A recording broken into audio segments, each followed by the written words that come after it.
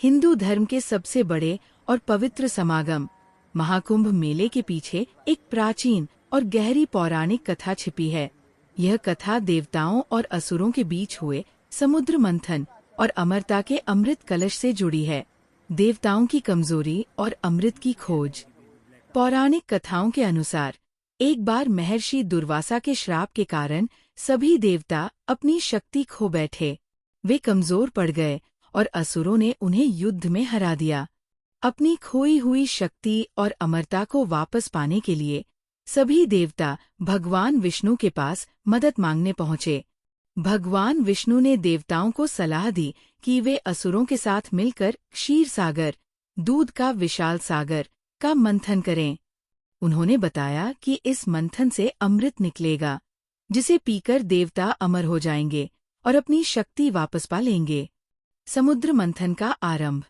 देवताओं ने असुरों के राजा बलि से बात की और उन्हें भी अमृत का हिस्सा देने का लालच देकर समुद्र मंथन के लिए राजी कर लिया। शर्त यह थी कि अमृत निकलने पर उसे बराबर बांटा जाएगा। फिर शुरू हुआ क्षीर सागर का विशाल मंथन। मंदराचल पर्वत को मथनी बनाया गया और नागराज वासुकी को रस्सी के रूप में इस्तेमाल किया गया। एक ओर देवता थे और दूसरी ओर असुर। 1000 वर्षों तक ये मंथन चला और समुद्र से एक एक करके 14 बहुमूल्य रत्न निकले। इनमें हलाहल विष, जिसे भगवान शिव ने पीकर सृष्टि को बचाया और नीलकंठ कहलाए, कामधेनु गाय, ऐरावत हाथी, कल्पवृक्ष, अप्सराएं और अंत में भगवान धन्वंतरी अपने हाथों में अमृत से भरा कुंभ कलश लेकर प्रकट हुए। अमृत के लिए देवसुर युद्ध। अमृत कलश को देखते ही देवताओं और असुरों में उसे पाने की होड़ मच गई। सभी उस अमृत को पाना चाहते थे, क्योंकि ये अमरता प्रदान करने वाला था। असुरों की नीयत में खोट था। वे चाहते थे कि वे ही सारा अमृत पीकर अमर हो जाएं और देवताओं को हमेशा के लिए हरा दें। देवताओं को ये आभास हो गया। तब देवराज इंद्र के पुत्र जयंत ने अपने पिता के इशारे पर अमृत कलश उठाया और उसे असुरों से बचाने के लिए आकाश मार्ग से भाग निकले।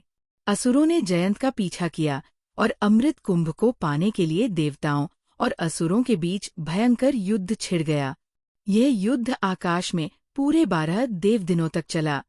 पौराणिक मान्यताओं के अनुसार देवताओं का एक दिन मनुष्यों के 1 वर्ष के बराबर होता है। इस प्रकार ये युद्ध मनुष्यों के 12 वर्षों तक चला। अमृत की बूंदें और कुंभ स्थानों का उद्भव। इस भीषण छीनाझपटी और युद्ध के दौरान अमृत कलश से कुछ बूंदें पृथ्वी पर छलक कर गिर गईं। ये बूंदें जिन 4 पवित्र स्थानों पर गिरी, वे ही आज कुंभ मेले के स्थल है। हरिद्वार, उत्तराखंड गंगा नदी के तट पर। प्रयागराज, उत्तर प्रदेश गंगा, यमुना और पौराणिक सरस्वती के संगम तट पर।